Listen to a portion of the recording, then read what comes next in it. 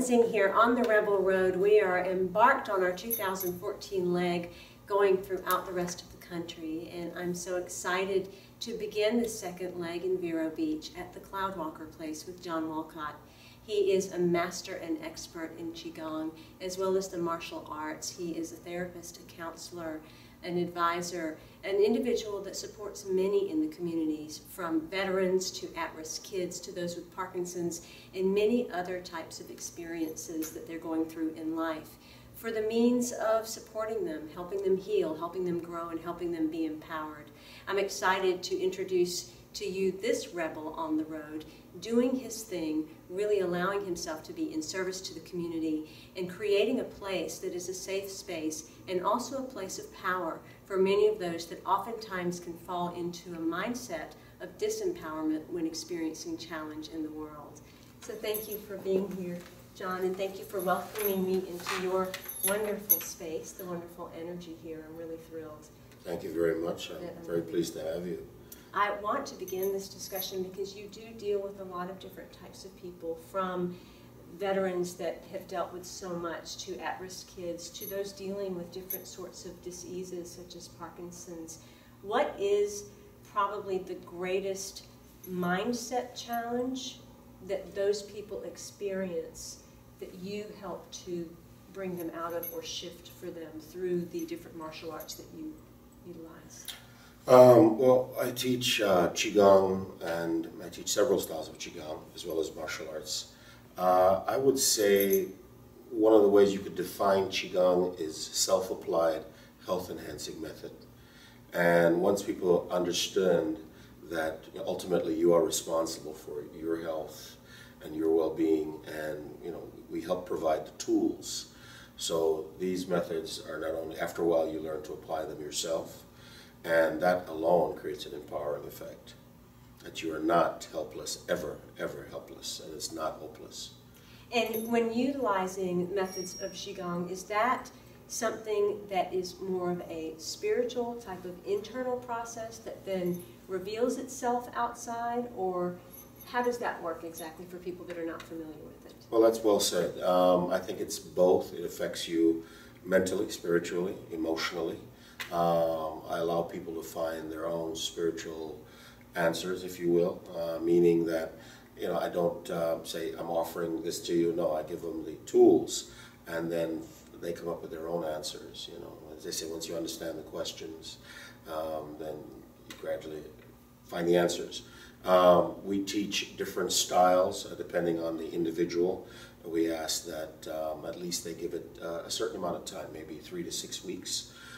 Just to create an effect, but they start to feel the effect the first day.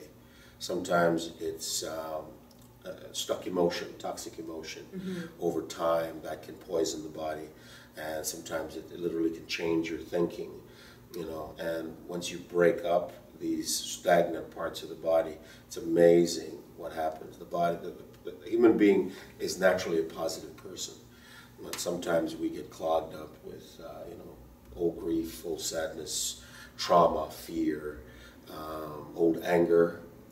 These can cripple us, these can blind us, these can slow us down. So over time we offer some tools that will help not only invigorate the blood, break up the emotions, nourish the organs, and just give you a different perspective. I think that we live in a world where it's so easy to find methods of escape or want to escape.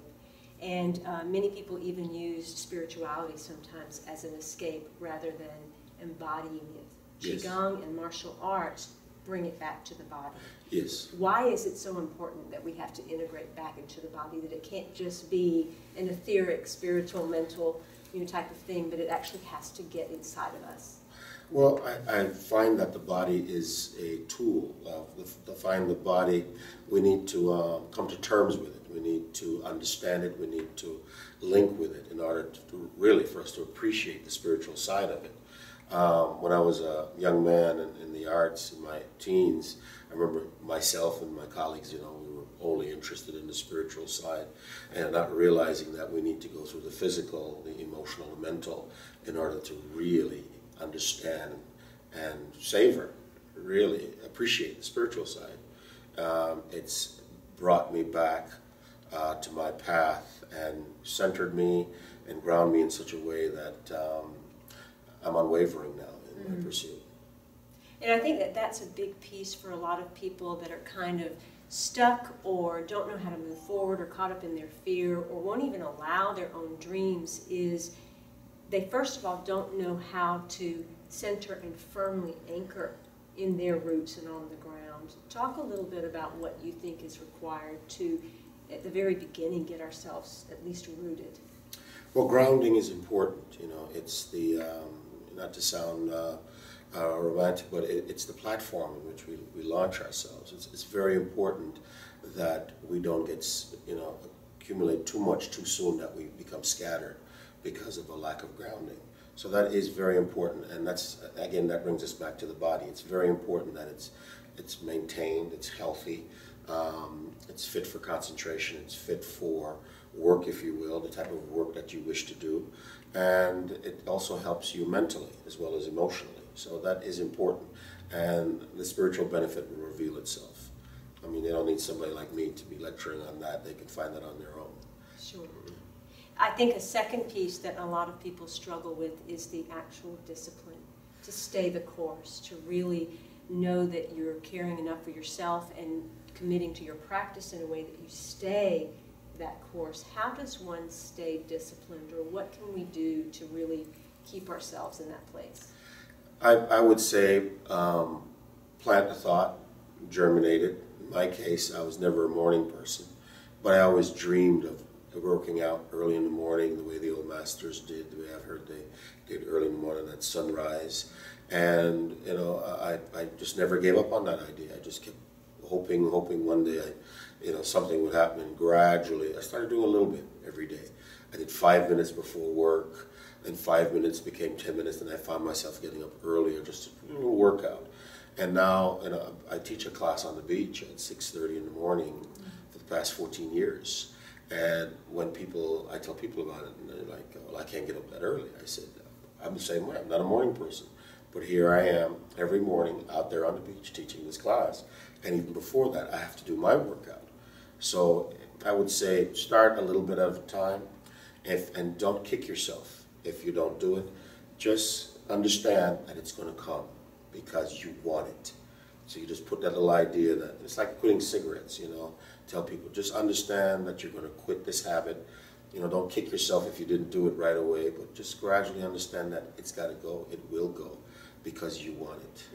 Beautiful, beautiful. When I drove up, I saw you moving, doing your movements in here, and I immediately thought, he's dancing. He's doing a dance. It is almost, and so many people, especially spiritual traditions, talk about our connection to self as being the romance, the lover and the beloved. Yes. Talk a little bit about that romance that has to happen, that dance of life that has to take place for us as we step into some of these different types of practices. Well, it's important that we don't become adversarial with some of these methods, if you will.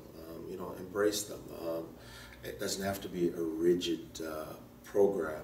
You know, here I was just waiting, and I just thought, you know, let me just do a few minutes of a body nourishing exercise that I know. It'd be great if I could do a full formal practice, but no, even a couple of minutes was just nice and refreshing. You know, it passed the time, and it helped center me. So yes, it's something we shouldn't shy away from. You know, it's part of getting to know self, and that's just going to take time, and you can't rush it and you can't slow it down. It's just going to happen at its own pace. I think so many people when in the world ultimately just want to serve. We have an innate desire to serve, but we don't realize that in order to serve, we must be served. Can you talk about what you gain from serving the people that you work with? Oh, I would have to mention that I was very grateful for as a child growing up, certain men and women who were gracious enough to share with me their methods, their knowledge, whether it was martial arts, whether it was spiritual lessons, whether it was running track. It could be something just like that, you know. It might be the track coach who taught me more than track. It might be the Kung Fu instructor back at Master Alan Lee's Kung Fu Wusu who taught me far more than Kung Fu. You know, Harry Castell. I might be the karate instructor who, in Riviera Beach, that's the Pak Wen who taught me, you know, technique was not so important as the heart, as far as, it's great to be able to do a good kick or punch, but what are you doing for these children? What are you doing to help them read? What are you doing to encourage them to stay in school? So, you know, I understood that it's a responsibility. You know, they were gracious. I mean, he said something to me once that I was gracious enough to learn from some very famous people as well as not so famous. And he said, "Do you really think you learned all that to keep it to yourself?" And that hit me right here. You know, I just wanted to work out quietly and just do my thing, so to speak.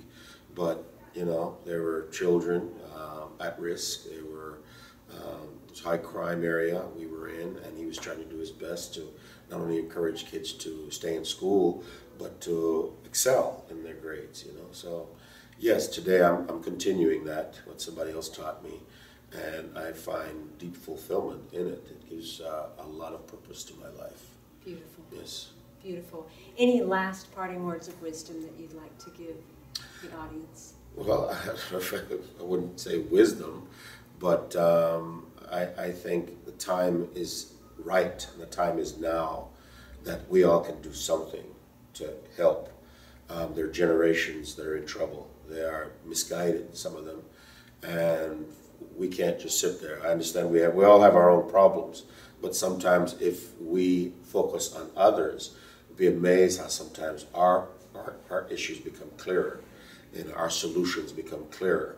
I find out sometimes if you just get out of your own way and look to someone else, you find that the boat of your life just starts to sail in the right direction. Thank you, John. Thank you. you I would very have to say that that was some really deep, heavy wisdom. I think that that's exactly what many people need to hear, because so often we get caught up in our own issues that we forget that if we just allow ourselves to see something different, to serve in a different way, to allow ourselves to love in a bigger way, then all of a sudden everything around us doesn't quite seem so tragic, so hard, or so big. I'm at the CloudWalker place with John Walcott, and he is serving humanity in his way, touching many, many lives. As an inspiration and as an example, I ask you, how will you walk on the clouds and yet stay on the ground doing your thing? In love, of love, with love, and as love, I'm Simran Singh on the Rebel Road in Vero Beach, Florida.